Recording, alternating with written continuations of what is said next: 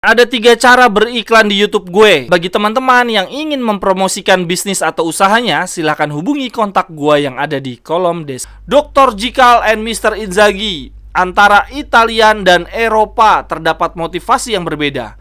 Di Liga Champions, para pemain mendapatkan konsentrasi maksimum karena mereka tahu separuh mata dunia tertuju pada mereka. Sedangkan di Serie A, pelatih tidak mampu membuat para pemain berada di dalam track yang benar. Jerewetan ceking kita, nyerewetin apa aja. Teman-teman yang sedang kalian saksikan saat ini adalah Cerewetin Inter. Apa kabar teman-teman semua? Selamat berhari Jumat, besok weekend, semangat-semangat. Hari ini ada beberapa kabar menarik dari klub kesayangan kita, khususnya dari isu 2023 ganti presiden. Gua rasa-rasa ini bukan sekedar wacana. Karena walaupun kita sudah dijejali ya ribuan berita tentang pergantian presiden, tapi baru kali ini nih isu pergantian kepemilikan Inter datang dari berbagai sumber dan dalam satu periode yang sama, dalam periode yang berdekatan. Contohnya dalam hal ini ya teman-teman, beberapa waktu yang lalu gue juga udah sampaikan di konten sebelumnya bahwa media Il Sole 24 memberitakan bahwa Investcorp akan membentuk konsorsium untuk membeli Inter. Itu beberapa waktu yang lalu ya, rasa-rasanya masih seminggu atau 2 minggu yang lalu. Lalu beberapa hari setelahnya, disusul media-media di Italia, mereka memberitakan bahwa ada beberapa grup investor Italia yang tertarik bergabung dengan konsorsium Investcorp. Salah satunya adalah mantan presiden Inter, Pellegrini. Nah ternyata pemberitaan tentang pergantian kepemilikan Inter tidak berhenti di 2 berita tadi ya. Karena kemarin media Bloomberg, teman-teman pasti tahu Bloomberg ya, sangat terkenal, memberitakan seperti ini. The owner of Premier League club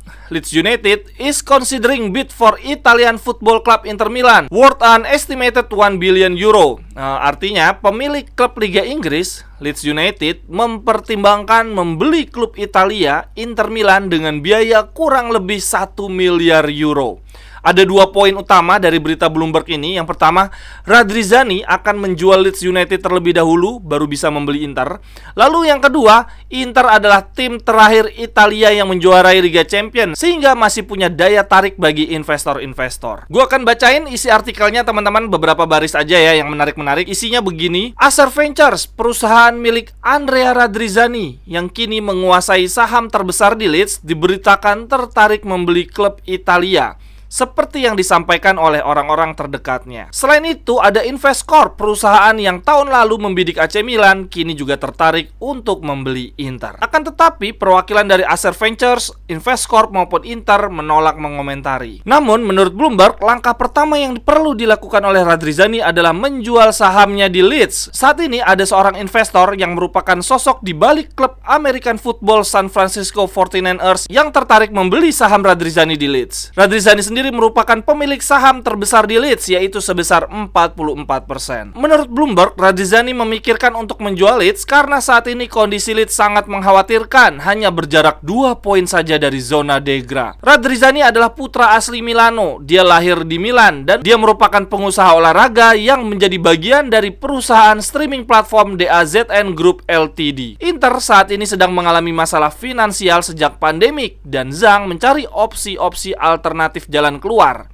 Sejauh ini mereka telah meminjam uang Oaktree kembali sebesar 275 juta yang akan dibayarkan di bulan Mei 2024. Itu isi artikelnya Bloomberg teman-teman. Kalau menurut gue ya teman-teman, dengan adanya pemberitaan dari berbagai sumber, ini menunjukkan bahwa Zhang memang sedang melakukan pergerakan ya, sedang melakukan proses penjualan Inter, dan semoga kita segera mendapatkan kabar baik. Tapi yang lucu teman-teman, ternyata kisah Inter dan Radrizzani, sang pemilik Leeds, ini sudah terjalin sejak lama. Ini kalau gue coba googling teman-teman, coba gue cari tahu ya. Radrizzani itu lahir di daerah namanya Ro, itu di daerah Lombardi ya, di daerah Milan. Berarti bener nih, Radrizzani adalah putra asli Milano. Tapi uniknya teman-teman, walaupun dia lahir di kota Milan, ternyata klub favoritnya dia bukan Inter ataupun AC Milan, melainkan Juventini. Nah yang menarik lagi, dia bukan cuma seorang Juventini, tetapi juga kayaknya agak pembenci Inter ya, kayaknya haters. Karena di tahun 2013, itu ada tweet-tweet dia yang mengejek Inter, tapi sekarang tweetnya udah dihapus. Lalu fakta menarik lainnya lagi, ternyata di Mei 2021, dia itu pernah dikaitkan dengan Inter Lalu seorang wartawan bertanya, apakah Anda tertarik membeli klub besar Italia seperti Inter? Dia jawab, tidak, sejauh ini tidak ada pembicaraan sama sekali dengan Inter. Nah, kalau teman-teman sendiri gimana nih? Apakah setuju kita dibeli oleh Radrizzani yang merupakan seorang Juventino?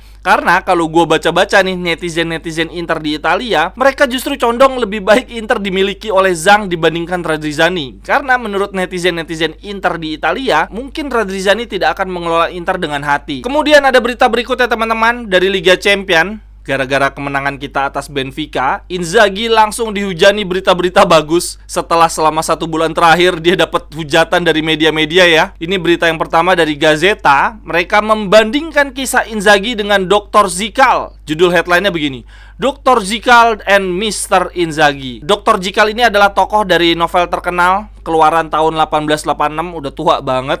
Judulnya Dr. Zikal and Mr. Hyde. Jadi bercerita tentang seseorang yang punya kepribadian ganda. Nah, oleh Gazzetta, Inzaghi disama-samakan dengan kisah novel tersebut karena dianggapnya Inter punya 2 kepribadian berbeda ketika bermain di Eropa dan bermain di Serie A. Isi beritanya begini, Dr. Zikal and Mr. Inzaghi, antara Italian dan Eropa terdapat motivasi yang berbeda. Di Liga Champions, para pemain mendapatkan konsentrasi maksimum karena mereka tahu separuh mata dunia tertuju pada mereka. Sedangkan di Serie A, pelatih tidak mampu membuat para pemain berada di dalam track yang benar. Di Liga Champions sendiri teman-teman, Inter tiba-tiba naik di urutan kedua sebagai tim yang terfavorit untuk lolos semifinal, bahkan lolos ke final dan juga juara. Peringkat 2 semua, aduh ini mengkhawatirkan.